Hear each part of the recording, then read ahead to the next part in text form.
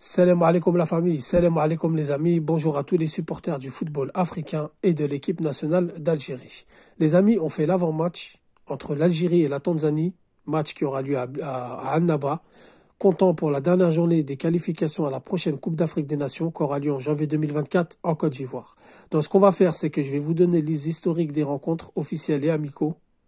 Ensuite, on rentrera dans le volet tactique. Donc la première rencontre, ça a été en 1973 aux Jeux africains. L'Algérie s'impose 4 buts à 2. Qualification à la Coupe d'Afrique des Nations 96. Match aller, la Tanzanie reçoit l'Algérie, s'impose 2 buts à 1. Au match retour à Alger, l'Algérie s'impose 2 buts à 1. Qualification à la Coupe d'Afrique des Nations 2012. L'Algérie reçoit la Tanzanie et elle se fait accrocher 1 but partout. Un an après, lors de ces mêmes qualifications, l'Algérie va accrocher la Tanzanie chez elle 1 but partout. Qualification à la Coupe du Monde 2018, premier tour. L'Algérie va accrocher la Tanzanie 2 buts partout en Tanzanie. Quelques jours plus tard, l'Algérie reçoit la Tanzanie et leur met un 7-0. Dernier match de poule à la Coupe d'Afrique des Nations 2019 qui a eu lieu en Égypte, l'Algérie s'impose 3 buts à 0. Et enfin, le match aller de ces mêmes qualifications à la prochaine Coupe d'Afrique en Côte d'Ivoire, l'Algérie s'impose 2 buts à 0 en Tanzanie. En 1997, premier match amical entre les deux nations, l'Algérie s'impose 1 but à 0 en Tanzanie. Et en 2018, l'Algérie reçoit la Tanzanie au 5 juillet, s'impose 4 buts à 1. Donc sur 11 matchs, ça fait 7 victoires, un match nul, une défaite et 3 matchs nuls. Maintenant, les amis, pour tout ce qui est volet tactique, le choix des joueurs, la composition, etc., il faut savoir que la Tanzanie a besoin d'un point pour se qualifier. Et donc, elle va jouer bloc bas, très très bas. Elle va resserrer les lignes. Je ne les vois pas prendre de risques. Je ne les vois pas jouer l'attaque. Ce n'est d'aucune utilité pour eux. Donc, je pense qu'ils vont se servir du match qu'on a fait face au Niger, où ils ont joué bloc bas, où ils ont resserré les lignes. Ils étaient très bien en place défensivement et au milieu de terrain. Et on a eu du mal. On s'est imposé que 2 buts à 1 et vers la fin en plus. Donc je pense qu'ils vont prendre ce match en référence et ils vont essayer de reproduire la même chose que les Nigérians. Il faut savoir que la Tanzanie est à un niveau supérieur du Niger. Donc pour ça, moi j'ai décidé d'opter pour un 4-2-3-1. On va faire poste par poste et je vais vous dire pourquoi je choisis ces joueurs et cette composition tactique. Donc 4-2-3-1, pourquoi? Déjà, dans les cages, moi j'ai vu Mandrea, j'ai vu Zerba, je sais de quoi ils sont capables. J'ai pris Ben Bot une première fois, je ne l'ai pas fait jouer. Je le prends une deuxième fois, je le mets tout de suite. Nous sommes déjà qualifiés. Nous avons rien à perdre. Alors je tente. Je mets Ben Bot pour voir ce qu'il vaut. Ensuite, arrière gauche, Ait Nouri. Ait Nouri, il revient bien avec son club. Il n'était pas là lors du dernier stage. Il revient dans ce stage, dans cette équipe. Il a que 2 sélections. Je le mets. Je le prépare. Il faut qu'il joue sur du long terme avec l'équipe nationale. Il ne faut pas qu'il joue remplaçant, qu'il rejoue. Des joueurs comme ça, il faut les mettre tout le temps.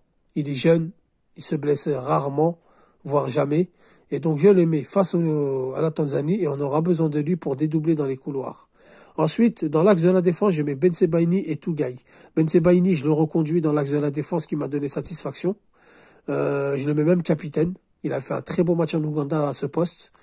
Il était accompagné de Belaïd, si je ne me trompe pas. Là, sera accompagné de Tougaï. Belaïd n'est pas dans la liste, sinon ça aurait été mon premier choix. Pourquoi Tougaï et pas Mandji? Tout simplement, c'est un choix. Mandji se fait vieillissant, on commence à s'inquiéter pour lui, donc il faut préparer la relève dès maintenant. On a des échéances qui arrivent et c'est maintenant qu'il faut préparer la relève. Ça ne sera pas à la veille des éliminatoires de la Coupe du Monde. Donc je mets Tougaï, vu qu'il n'y a pas Belaïd. À droite, je mets Attal qui revient très bien avec son club, qui enchaîne les titularisations, qui enchaîne les bonnes performances et donc je le mets dans son couloir droit. Ensuite, devant la défense, je mets Feghouli et Abdelli. Comme je vous ai dit, les Tanzaniens vont resserrer les lignes, vont jouer bloc bas. Et on a besoin de Feghouli et des joueurs comme Abdelli devant la défense. Car en cas de contre-attaque, Feghouli serait capable d'intercepter les ballons, de ressortir propre et de casser les lignes, même à distance. C'est pour ça que Feghouli revient bien avec son club, il revient bien avec son club de Turquie, titulaire. Il joue des fois en 6, des fois il joue avec 2 milieux défensifs. Et donc pour moi, dans ce match-là, Feghouli, ça lui va parfaitement. À côté de lui, Abdelli parce que tout simplement, il enchaîne. Il est physique, il est costaud, il peut jouer un peu plus haut, comme Feghouli d'ailleurs. Abdelli est capable de faire beaucoup de centres. C'est quelqu'un qui ose, c'est quelqu'un qui tente. Et c'est quelqu'un qui est capable de réceptionner beaucoup de ballons. Et il pourrait jouer avec Feghouli justement pour que Feghouli ressort plus proprement les ballons et va casser les lignes. En numéro 10, je mets Kadri. Par sa vitesse, par ses dribbles, par son envie. Kadri qui est très bon avec son club, c'est un joueur qui monte en puissance. Il faut pas oublier qu'il avait fait les ligaments croisés, qu'il avait freiné dans sa progression.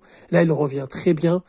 Bon, malheureusement pour lui, il n'est pas dans un club où ça va le permettre de le valoriser, mais ceux qui suivent ses prestations savent de quoi je parle. Kadri en numéro 10, tout simplement pour chahuter ce milieu de terrain, où il y aura 2 blocs, 2 rideaux, défensif et milieu de terrain. Kadri est capable de chahuter ce milieu de terrain de par sa vitesse, qui pourra combiner avec Bouhanani, car je le mets ailier droit. Bouhanani qui joue pas trop avec son club de Nice.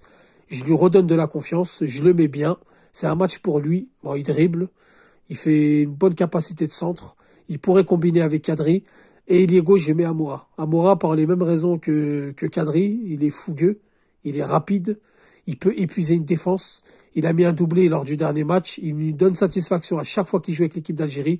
Patient, professionnel. Et donc, je mets Amoura à la place de Benrahma qui a du mal à s'installer dans cette équipe. Et en attaque, je mets Mayous, seul en pointe. Pourquoi Mayous? Parce que si Slimani, il n'a pas ce temps de jeu conséquent pour donner satisfaction. Boundia, on ne sait pas trop ce qu'on veut faire avec lui. On ne sait pas trop si on veut le convoquer. On ne sait plus si c'est un titulaire ou pas. Mayous, il est dans la continuité. Il engendre de la confiance, il engendre du temps de jeu, il est parti en Europe, il a été buteur. Depuis qu'il est avec son club, il est bien en place, il a joué 90 minutes lors de la dernière rencontre, alors je le reconduis. Comme je l'ai conduit face à l'Ouganda, je le mets titulaire, je le mets de la confiance, car dans pas longtemps, on a Gouiri qui arrive, peut-être Bakrar et d'autres attaquants, peut-être Slimani qui va revenir en forme. Donc je mets Mayou, je lui fais comprendre que je compte sur lui pour l'avenir, je lui donne de la confiance, et en plus c'est un joueur qui est capable d'intercepter de la tête, de la poitrine, c'est un joueur qui est capable de temporiser, et dans une défense regroupée, Mayous peut être très très précieux pour les ailiers, et même pour Kadri, qui pourrait lui servir des bons ballons en profondeur. Donc voilà les amis pour ma composition tactique, donc un 4-2-3-1. Voilà, merci d'avoir visionné, dites-moi ce que vous en pensez en commentaire. Sur ce, je vous dis salam alaikum, que la paix soit sur vous.